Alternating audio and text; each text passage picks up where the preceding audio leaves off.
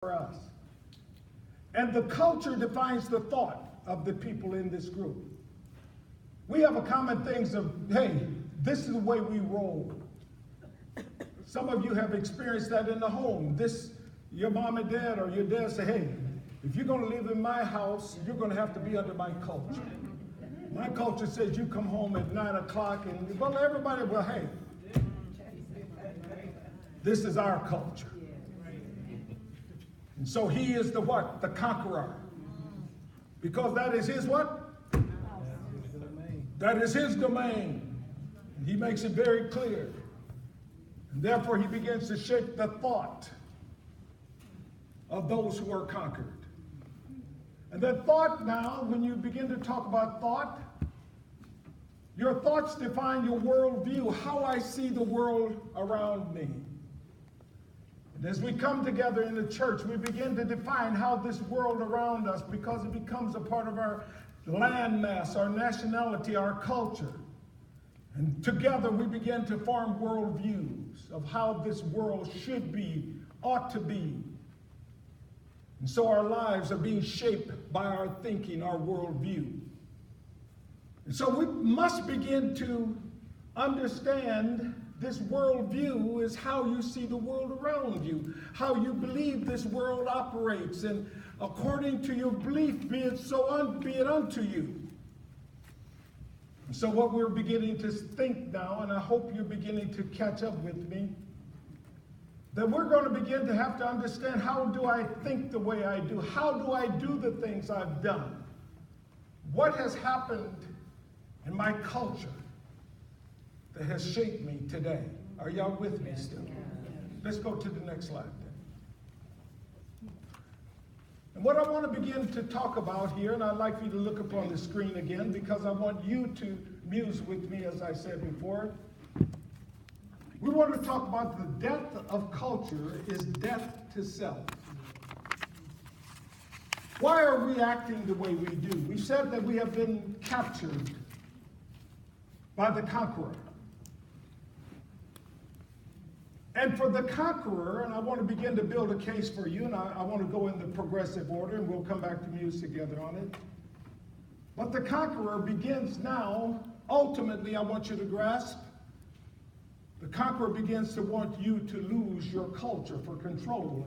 If I am truly to conquer and control you as the Romans did with the Jewish people, but was unsuccessful, his job is to remove your culture, your old history, and replace it with his history, so that you would forget who you are.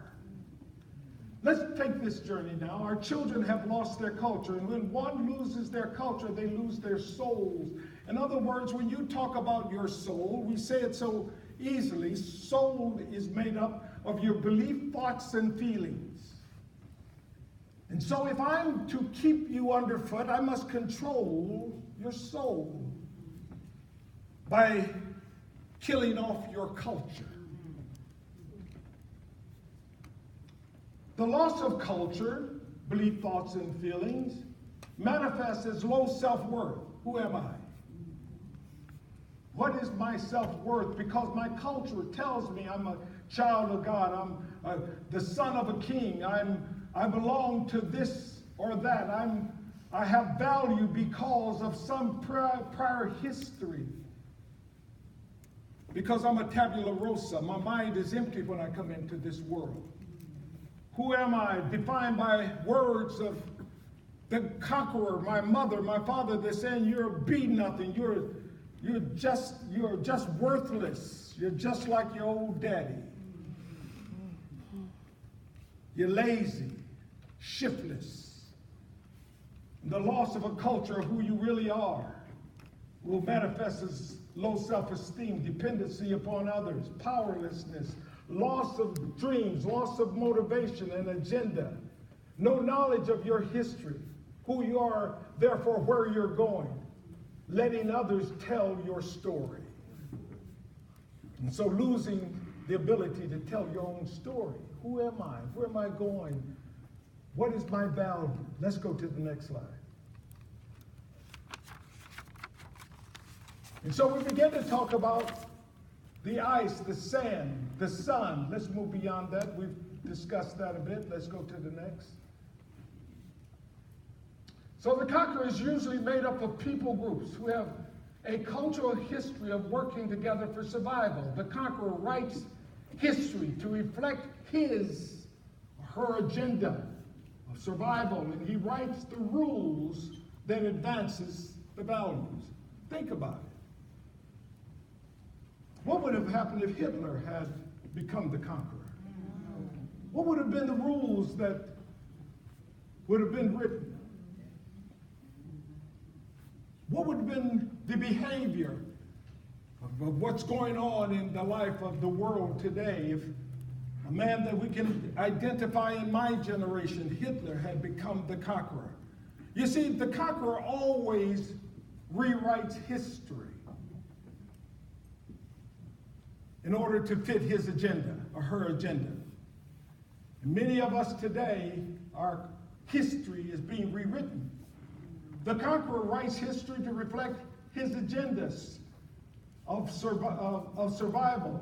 And he writes the rules that advance the values. The conqueror must destroy the history or the culture of the conquered for the purpose of control, erase memories. Has no race to it, it's an agenda. The Romans goes back to my study of Rome, how they embrace people, how Babylon, how they would bring the children of Israel into Babylon with the idea of erasing their culture, acting like Romans. When in Rome, you've heard, be as the Romans. And so the culture is erased so that you can take on, if you're British and you're the Bahamas, you wear short pants and you hold your finger out when you sip tea because that becomes your new culture. If you're Native Americans, you erase the old culture so that now you can become civilized, which means that you take on the culture of the conqueror. How many of you understand what I'm saying? It's not racial. It's conqueror and the conquered. The conquered must be brainwashed to believe that they are inferior to the conqueror and are powerless and must embrace the conqueror's culture for survival. Taste it now. Many of the women have been captured by conquerors. You must take on, you lose your name. You're no longer who you were. You now take on the name of the conquered. And that I am the man of the house. I make the rules. The conqueror always does what? Makes the rules. He defines what's good and bad, and the conqueror must brainwash the conquered to believe that they are inferior.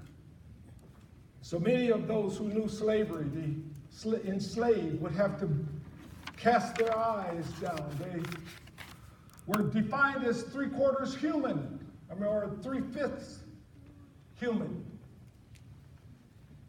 And that had to be done even though there were Christians in the midst of doing this, because in order to abuse, be hurtful and hateful toward a human being when you live under a constitution, you had to have something that allowed one to break their core value, their intrinsic truth, this categorical truth of God loves all of his children, that God is no respecter of person. How do you deal with that when you're abusing the conquered?